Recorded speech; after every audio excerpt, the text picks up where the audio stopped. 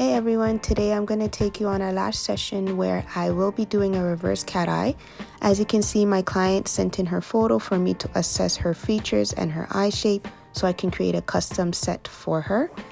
And before I get started, I always like to start with a complimentary lash bath. This is so that I'm sure that I'm starting and doing my services with a clean canvas. I like to get in by cleaning the eyelids and under the eyes as well as in between the lashes to remove any dirt and excess oils. And now you'll see here that I have my lash map where I emphasize more on the inner corners. As I mentioned, we are creating a reverse cat eye. That is because my client has wide set eyes and I don't want to create a lash set that's going to overly emphasize her wide set eyes, which would make her eyes look more spaced out. Instead, we are going to focus more on the inner quarter and still give her that coveted cat eye that she wanted in the first place.